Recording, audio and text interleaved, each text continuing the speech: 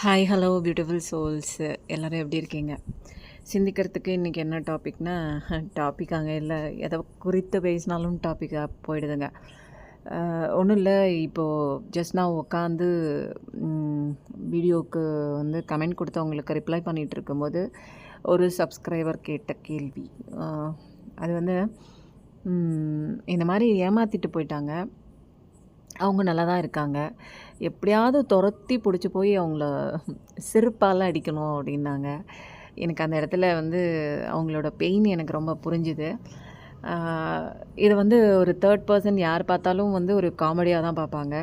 But எனக்கு வந்து அவங்களோட ஃபீலிங் வந்து எனக்கு புரியுது. ஏன்னா அந்த பெயின் நான் அனுபவிச்சிருக்கேன். ஒரே ஒரு எக்ஸாம்பிள் மட்டும் சொல்கிறேன், தப்பாக எடுத்துக்காதீங்க. நம்ம சோறு போட்டு வளர்த்த ஒரு நாய், தெருவில் போகிற ஒரு நாய். அந்த நாய் நல்ல நாயின்னு நினச்சி நம்ம டெய்லிக்கும் வந்து பால் ஊற்றுறோம், சோறு போடுறோம். அது ஒரு நாளைக்கு கடிச்சிட்டு ஓடுது அப்படிங்கிறதுக்காக அது பின்னாடியே ஓடி போய், நான் உனக்கு சோறு போட்டனே, சோறு வச்சனே, உனக்கு தினமும் குடிக்க பால் வச்சனே, என்னை எதுக்கு கடிச்ச, ஏன் கடிச்ச அப்படின்னு போய் அதுக்கிட்ட நியாயம் கேட்டால் நல்லா இருக்குமா சொல்லுங்கள்? அதோடைய குணம் என்னவோ அது கரெக்டான நேரத்தில் அது காமிச்சிட்டு போயிடுச்சு. இது வரைக்கும் வந்து நமக்கு தெரியல நிறையா விஷயங்கள் அவங்கள பற்றி. பட் கரெக்டான நேரத்தில் வந்து கரெக்டாக கடவுள் வந்து அதை காமிச்சு கொடுத்துட்டாங்க அப்படிங்கும்போது நமக்கு வந்து அது சந்தோஷம் தானுங்க. நம்மளை ஏதோ ஒரு காலை பிடிச்ச ஒரு ஈஸ்வரன் வந்து நம்மளை விட்டு போன மாதிரி ஒரு சந்தோஷமான ஒரு விஷயந்தான் இது. இதில் வந்து கவலைப்படுறதுக்கு ஒன்றுமே இல்லைங்க. இன்னமும் அதிகப்படியாக நம்ம காலை பிடிச்சிட்டு இருந்து நம்ம வாழ்க்கையில் வந்து ஒரு மாயையான ஒரு விஷயம் இருக்கேன் அப்படிங்கிற மாதிரி ஒரு நடிச்சிட்டு இருக்கிறவங்களுக்கு நம்ம வாழ்க்கையில் இனிமேல் வந்து இடம் கொடுக்கணுமா? நீங்களே நினச்சிக்கோங்க. ஏதோ ஒரு பேரில் வந்து லவ் அப்படிங்கிற ஒரு சின்ன ஒரு அன்பு அப்படிங்கிற அதை பேஸாக வச்சு நம்மளை ஏமாத்துறாங்க அப்படின்னா அவங்க எப்படிப்பட்ட ஒரு பிறப்புலேருந்து வந்திருப்பாங்க, அது எனக்கு தெரியல. அதை பற்றிலாம் நம்ம வந்து ஃபுல்லாக வேணாங்க. ஒருத்தவங்களை ஏமாற்றணும், ஒருத்தவங்களை காயப்படுத்தணும், டக்குன்னு வந்து துணி மாற்றுற மாதிரி ஆள் மாற்றுற ஒரு விஷயம், அந்த மாதிரி ஒரு கேரக்டர் உள்ள ஒரு பர்சன் லைஃப் லாங் வந்து நமக்கு வேணுமா அப்படிங்கிற ஒரு விஷயத்த வந்து அந்த ஒரு கேள்வியை மட்டும் நீங்கள் உங்களுக்குள்ளே கேட்டுக்கோங்க. அவங்க பின்னாடி போகிறதும், அவங்கள கழுத்தை பிடிச்சி நிற்க வச்சு கேள்வி கேட்குறதும், அரையிறதும், செருப்பால் அடிக்கிறதும், அதெல்லாம் வந்து உங்களுடைய அந்த கோபத்தோட அந்த வெளிப்பாடுங்க. அது வந்து அது தப்புன்னு நான் வந்து சொல்ல வரல. பட் இதில் வந்து புத்திசாலித்தனமாக நம்ம என்ன பண்ணணும் அப்படின்னா, ஒரு நாய் நம்மளை கடிச்சிட்டு போயிடுச்சு, காயம் நம்மளுக்கு தாங்க இருக்குது. அந்த காயத்துக்கு நீங்கள் மருந்து போடுறது புத்திசாலித்தனமா, அல்லது வந்து அந்த நாயை துரத்திட்டு போகிறது புத்திசாலித்தனமா? எது உங்களுக்கு முக்கியம்? யார் முக்கியம்? நீங்கள் முக்கியமா, அந்த நாய் முக்கியமா? அப்படிங்கிறத ஒரே ஒரு கேள்வியை மட்டும் நான் இங்கே முன்னிலைப்படுத்தி வைக்கிறேங்க. அதுக்கப்புறம் வந்து நாயின்னு நான் அடிக்கடி யூஸ் பண்ணுறேன்னு என்ன தப்பாக நினச்சிக்காதீங்க. பட் இந்த எக்ஸாம்பிள் வந்து எந்த ஒரு விஷயத்துக்கு ஆப்டாக இருக்கும், உங்கள் எல்லாத்துக்கும் வந்து ஒரு கரெக்டாக வந்து இருக்கும், புரிய வைக்கும் அப்படிங்கிறதுக்காக, ஒரு தெளிவு கொடுக்கும் அப்படிங்கிறதுக்காக இந்த வீடியோவில் நான் வந்து அந்த மாதிரி பேசுகிறேங்க.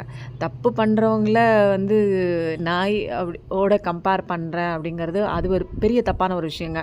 ஏன்னா நாய் அப்படிங்கிறது வந்து ஒரு நன்றி உள்ள ஜீவன் இல்லையா? பட் இந்த இடத்துல வந்து நான் ஒரு சின்ன ஒரு கம்பேரிசன் தான் கொடுக்குறேன். என்னை யாரும் தப்பாக நினச்சிக்காதீங்க. அதுக்கப்புறம் வந்து இதில் வந்து இதுலேருந்து எப்படி வெளியில் வர்றது அப்படின்னா, காலம் தாங்க. டைம் கொடுங்க. நீங்கள் எல்லாமே வந்து நீங்கள் பண்ண விஷயம், பழகின நாட்கள், இது எல்லாமே வருஷக்கணக்காக இருக்கும்போது ஹீலிங் மட்டும் உங்களுக்கு உடனே வேணும், உடனே இதுலேருந்து வந்துடணும் அப்படின்னா அதெல்லாம் வந்து மைண்டு சம்மந்தப்பட்ட ஒரு விஷயம் இல்லையா?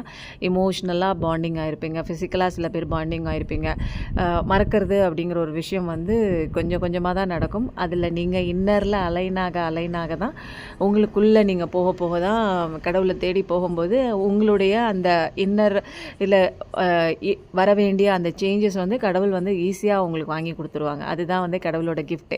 ஏன் அப்படின்னா, கடவுளோட குழந்தைங்க நம்ம வந்து ஒரு கஷ்டத்தில் கண்ணீர் விட்டு கதறிட்டு இருக்கும்போது இந்த 3D வேர்ல்டில் உள்ள நம்மளை பெற்றவங்களே துடிச்சு போயிடுவாங்க இல்லையா? நம்ம வந்து இந்த மாதிரி ஒரு ஸ்பிரிச்சுவல் அவேக்கனிங்க்கு அப்போது வந்து நம்ம படுற கஷ்டத்தை பார்த்துட்டு நம்மளை படைச்ச அந்த கடவுள் ஓடோடி வந்து நம்மளுக்கு வந்து ரொம்ப ஹெல்ப் பண்ணுவாங்க. கரெக்டாக இப்படி போ, அப்படி போ, அந்த மாதிரி பண்ணு, இதை பண்ணு, அதை பண்ணுன்னு கரெக்டாக நம்ம வந்து அதை கேட்குறோமா அப்படிங்கிற ஒரு விஷயம் தாங்க இங்கே முக்கியமான ஒரு விஷயங்க.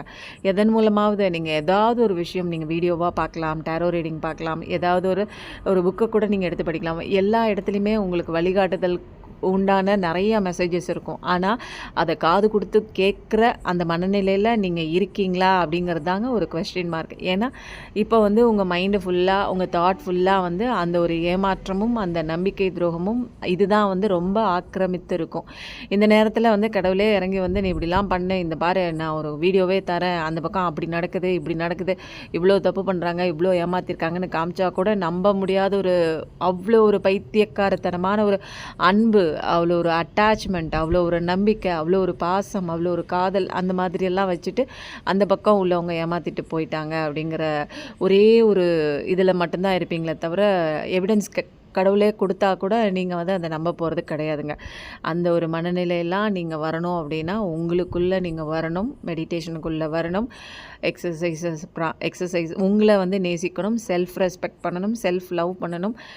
உங்களை மறந்த நிலையில் நிறையா விஷயங்கள் வந்து நீங்கள் வெளியில் உங்களை தாண்டி வெளியில் போய் ஏதோ ஒரு பர்சன் வந்து நம்மளுக்கு அன்பு கொடுப்பாங்க, அன்பு செய்வாங்க, கடைசி வரைக்கும் பார்த்துக்குவாங்க அப்படின்லாம் நிறையா விஷயங்கள் நம்பி தாங்க இப்படி மோசம் போயிட்டோம். ஃபஸ்ட்டு அந்த அன்பெல்லாம் உங்களுக்கு கொடுத்துக்கோங்க. உங்களுக்குள்ளே ஒரு சைல்டு இருக்குது, இன்னர் சைல்டு இருக்குது, நீங்கள் பெருசு, உங்களுக்கு உண்டான மரியாதையை நீங்கள் கொடுக்க ஆரம்பிக்கும் போது, உங்களுக்கு உண்டான லவ்வை நீங்கள் கொடுக்க ஆரம்பிக்கும் போது, அன்கண்டிஷ்னலாக கொடுக்க ஆரம்பிக்கும் போது, உண்மையாக உங்களை நீங்களே நேசிக்கும் போது, உண்மையாக உங்களை நேசிக்கிறவங்க கண்டிப்பாக உங்கள் வாழ்க்கையில் வருவாங்கங்க.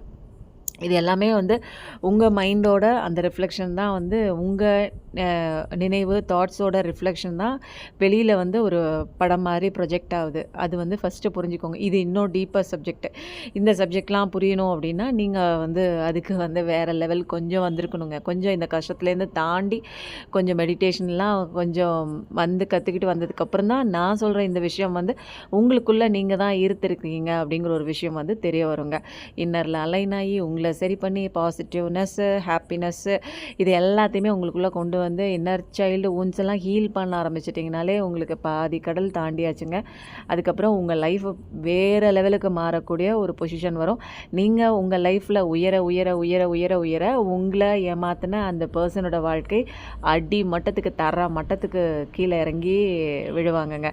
ஏன்னா கர்மா அப்படிங்கிற ஒரு விஷயம் தான் இந்த உலகத்தில் கண்டிப்பாக இருக்குது. யூனிவர்ஸ் அப்படிங்கிற ஒரு விஷயம் நம்புறீங்க தானே? யூனிவர்ஸ் வந்து கேட்டதை கொடுக்கும் அப்படிங்கிற ஒரு விஷயம் இருக்குல்ல. யூனிவர்ஸில் நிறைய விதமான சட்டங்கள் இருக்குங்க. அது லாஸ் ஆஃப் அட்ராக்ஷன் இருக்குது. கேட்டதை கொடுக்கும், நல்லதாக கெட்டதாக தெரியாது. அதுக்கு தெரிஞ்சதெல்லாம் வைப்ரேஷன், பாசிட்டிவ், ஹாப்பினஸோடு கேட்கணும் அப்படிங்கிற ஒரு விஷயம் எல்லாருக்குமே தெரியும். அதே மாதிரி கர்மா அப்படிங்கிற ஒரு விஷயமும் இந்த யூனிவர்ஸில் வந்து எழுதப்படாத ஒரு சட்டங்க. தப்பு பண்ணவங்க நிச்சயமாக தண்டனை அனுபவிப்பாங்க. அந்த தண்டனையை நம்ம கொடுக்கணுங்கிற அவசியம் இல்லைங்க. ஆட்டோமேட்டிக்காக அவங்களே அவங்க தலையெழுத்தை எழுதிட்டு தான் உங்களுக்கு துரோகமே பண்ணுறாங்க. இன்றைக்கி உங்களுக்கு துரோகம் பண்ணுறாங்க, உங்களுக்கு வலிக்குதில்ல, நாளைக்கு அதே வலி அவங்களுக்கும் வருங்க. அது எப்போ வரும் அப்படின்னா நீங்கள் உங்களை மாற்றிக்கும் போது, உங்களை அலைனாகி உங்களுக்குள்ளே நீங்கள் போகும்போது இதை எல்லா கருமத்தையும் தூக்கி போட்டுட்டு உங்கள் வாழ்க்கையை மாற்றத்திற்கு உண்டான அத்தனை விஷயங்களையும் நீங்கள் முன்னேற்ற பாதைக்கு உண்டான அந்த பாதையில் நீங்கள் அடி எடுத்து வைக்க வைக்க வைக்க வைக்க அங்கே முதுகில் அடி விழுந்துக்கிட்டே இருக்குங்க. அதனால் அந்த பக்கம் நீங்கள் பார்க்காதீங்க. நான் அதுதான் சொல்லுவேன். நான் எப்படி வெளியில் இவ்வளோ சீக்கிரம் நான் வெளியில் வந்தேன் அப்படின்னா நான் அந்த பக்கம் கேர் பண்ணலை. எனக்கு தப்பு எப்படி பண்ணலாம் நிறைய கொஸ்டின் கேட்டுக்கிட்டே இருந்தேங்க. அதுக்கப்புறம் ஒரு சமயம் கொஸ்டின் கேட்குறத நிறுத்திட்டேன். எனக்குள்ளே போக ஆரம்பித்தேன், என்னை மாற்றிக்க ஆரம்பித்தேன். என் லைஃப் வந்து சூப்பராச்சு. அந்த வாழ்க்கையை நான் சூஸ் பண்ணியிருந்தா கூட இன்றைக்கி இவ்வளோ சந்தோஷமாக நான் இருந்து உங்களுக்கு கைட் பண்ணுற அளவுக்கு நான் இவ்வளோ ரீடிங் வந்து உங்களுக்கு கொடுக்குற அளவுக்கு நான் இருக்கேன் அப்படின்னா அந்த பக்கம் போயிருந்தேன்னா அடி மட்டத்துக்கு போயிருப்பேங்க. அது மட்டும் எனக்கு நல்லா தெரிஞ்சுது.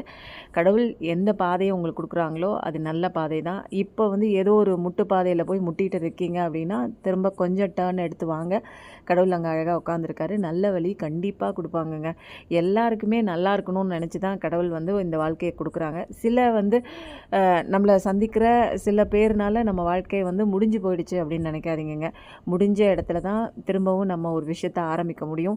உங்கள் வாழ்க்கையை மாற்றத்துக்கு உண்டான எல்லா விஷயமும் நீங்கள் தான் பண்ணி ஆகணும். அதையும் நான் சொல்கிறேன். வெளியில் நீங்கள் எந்த விஷயம் வந்து பாதிக்கப்பட்டிருந்தாலும் அதை சரி செய்யக்கூடிய ஒரு முயற்சியாக நீங்கள் உங்கள் உள்ளுக்குள்ளே போய் நீங்கள் பண்ணும்போது வெளியிலையும் அது வந்து ரிஃப்ளெக்ட் ஆகுங்க. வெளியிலையும் நல்ல விஷயங்கள் உங்களுக்கெல்லாம் நிறையா நடக்க ஆரம்பிக்கும். இன்றைக்கி இவங்க ஏமாற்றிட்டாங்க அப்படின்னா உங்களுக்கு கண்டிப்பாக நீங்கள் மனசெல்லாம் மாறி உங்களுக்குள்ளே இன்னரில் நீங்கள் அலைன் ஆகி கடவுளை பிடிச்சிக்கோங்க. அதுதான் நான் சொல்லுவேன். தேங்க்ஸ் ஃபார் வாட்சிங். எப்பயும் நல்லதே நினைங்க, நல்லதே நடக்கும்.